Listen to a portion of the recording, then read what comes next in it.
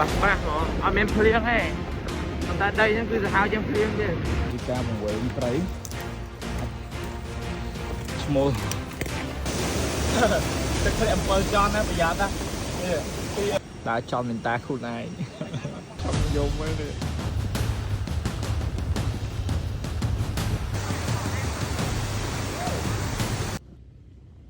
ជីផាចារេនេះ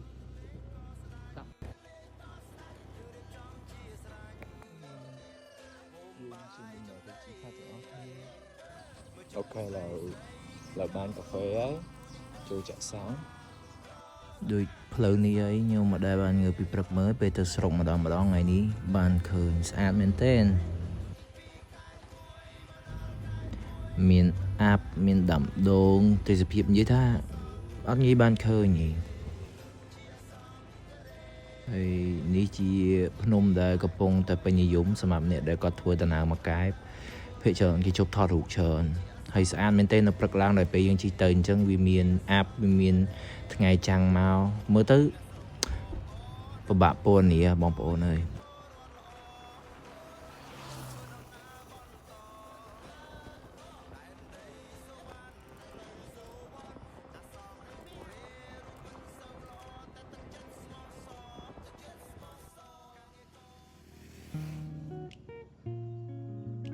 ហើយខ្ញុំជិះមកផ្លេតក៏បានមកដល់ក្រុងកំពតដោយសារតែលើកនេះខ្ញុំចេញដំណើរដើរលេងមួយមិត្តភក្តិខ្ញុំប៉ុន្តែខ្ញុំមកស្រុកសិនអញ្ចឹងណាអញ្ចឹងជុំគ្នានៅស្រុកស្រែអំបិលលើកនេះហើយពួកនោះទៅដល់មុនឡើង1ម៉ោងដោយសារតែខ្ញុំឆ្លងកាត់រឿងដ៏លំបាកមួយហើយកន្លែងនេះជប់ញ៉ាំបាយសិនតិចទៀតទាំងអស់គ្នានឹងឃើញថាផ្លូវអីទៅធ្វើឲ្យខ្ញុំយឺតដល់ថ្នាក់ហ្នឹងទីបំផុតខ្ញុំធ្វើបានហើយអ្នកទាំងអស់គ្នាចេញផុតពីផ្លូវទៅរួចហើយបាទវារិញហ្នឹងហើយបងប្អូនដោយសារឯងខ្ញុំអានព័ត៌មានណានោះថាគេឈូសឆាយហើយតែខ្ញុំមកនេះវាធ្ងន់តែម្ដងនេះវារិញកន្លែងនេះពួកខ្ញុំបានមកជុំគ្នានៅស្រែអំបិលហើយម៉ោងប្រហែលជា10ដោយសារពួកគាត់ចាំខ្ញុំមកអញ្ចឹងវារៀងយឺតបន្តិចចេញពីពេញមកប្រហែលជាម៉ោង6ហើយខ្ញុំចេញពីផ្ទះមកម៉ោង6ដែរណាដល់ពេលមកដល់យឺតជាង1ម៉ោងហើយកន្លែងនេះយើងក៏ចូលទិញម្ហូបបន្តិចដោយសារអីយើងអត់ទាន់មានអីវ៉ាន់អីសម្រាប់យកទៅលេងបោះតង់អញ្ចឹងណាហើយផ្លូវកោះកុងលើស្អាតហ្នឹងនិយាយមែនជិះតែមកផ្លេតទេ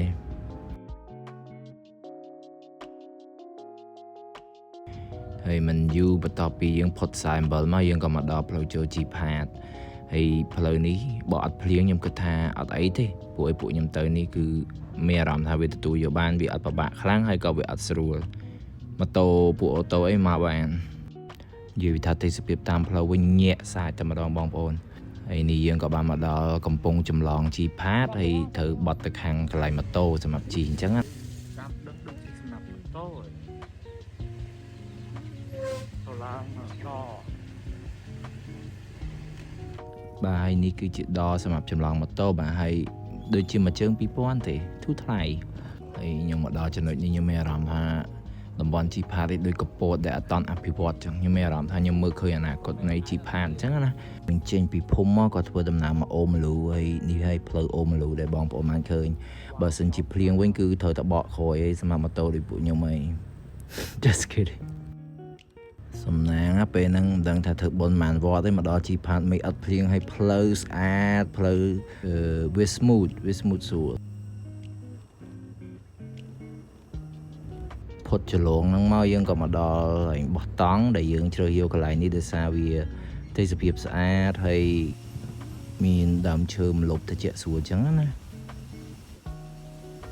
បើនិយាយពីទឹកធ្លាក់នេះវិញនិយាយពីថាខ្ញុំអត់ដែលឃើញទេគឺបានឃើញផ្ទាល់ភ្នែកម្ដងគឺខ្ញុំមានអារម្មណ៍ថាសុខខ្មែរយើងមិនណយទេរឿងទឹកធ្លាក់អីមួយកុំភ័យមិនបាច់ទៅដល់ស្រុកគេទេនៅតែស្រុកខ្មែរក៏ដើមមិនអស់ដែរទឹកធ្លាក់តែស្អាតហើយបន្ទាប់មកយើងក៏រៀបចំបោះតង់មកហើយរាល់ឲ្យមុជទឹក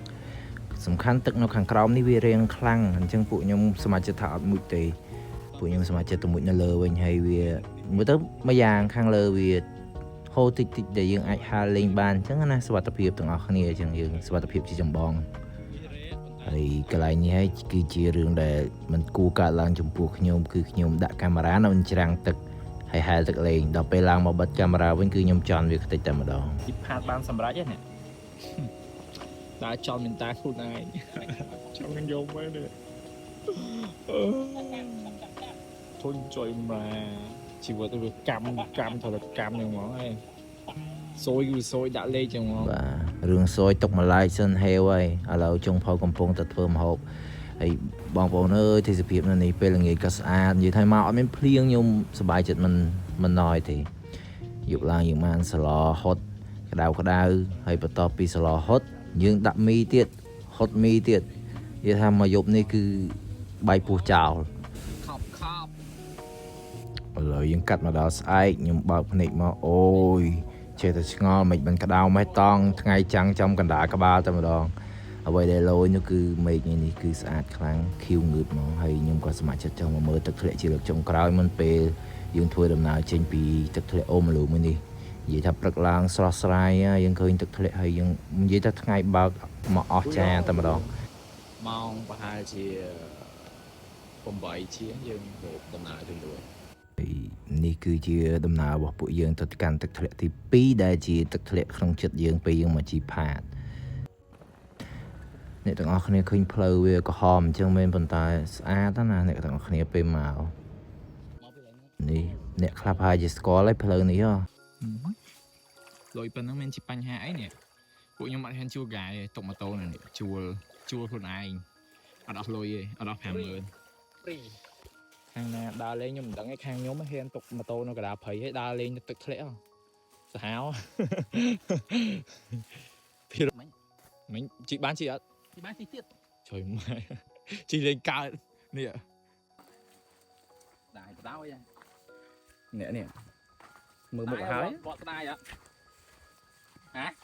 អ្នកទាំងអស់គ្នាមានលឺមួយនិយាយហ្នឹងអត់គឺមួយហ្នឹងវាចង់ជិះម៉ូតូចូល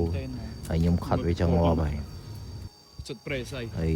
លទ្ធផលដែលពួកយើងមុននឹងសប្បាយចិត្តថាយើងអត់ជួលកាយហើយយើងនៅចូលមកបានហ្នឹងឥឡូវឃើញនេះវែងព្រៃអ្នកទាំងអស់គ្នាចាំតែសាយបានហើយឥឡូវនេះតែវែងនេះមានអត់ប្រយោជន៍ទេណាមកឃើញទឹកធ្លាក់ថ្មីដែលមនុស្សតិចតែបានឃើញជាការបង្វែងព្រៃអត់តាន់រកឃើញទឹកធ្លាក់ដែលយើងខំទៅទេតែរកឃើញទឹកធ្លាក់ផ្សេងអត់ទៅក្រោមទេទៅលើរហូតទៅខាងលើរហូតនេះវែងព្រៃសាហាវ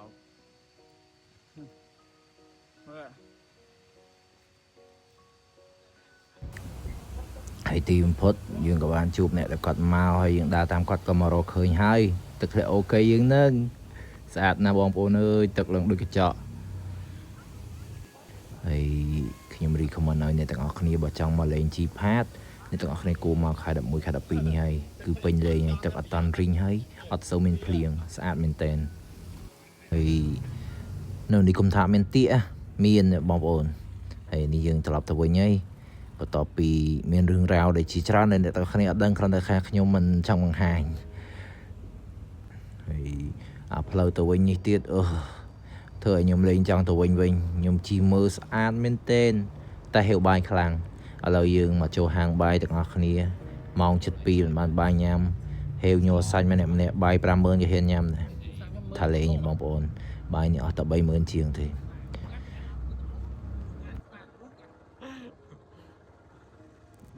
ហើយយើងក៏មកដល់ត្រង់ចំណុចនេះគឺយើងថតទៀតព្រោះវាស្អាតខ្លាំងថតមិនចេះចប់អ្នកទាំងអស់គ្នាមើលទេសភាពអញ្ចឹងអីឲ្យយើងមិនថតយ៉ាងម៉េចទូរស័ព្ទពេញ memory យ៉ាងណាក៏ដោយក៏លុបសិនដែរថតតទៀតហើយខ្ញុំបាយផ្លូវពីគ្នាខ្ញុំនៅធំសាយអំបិលជីកាត់ផ្លូវនេះសិតតែចំការដូងប្រេងស្អាតមែនទែនហើយផ្លូវលងមានតែឯងតែម្ដងជីមកមិនតែមកផ្លេតដល់ទេតែម្ដងជប់សិនអត់តាន់ដល់ផ្ទះទេគឺកាត់ផ្លូវវារិញសិនផ្លូវនៅរក់ទាំងអស់គ្នាអត់និយាយទេណានេះគឺវារិញច្បាស់ហ្មងអត់មានភ្លៀងទេ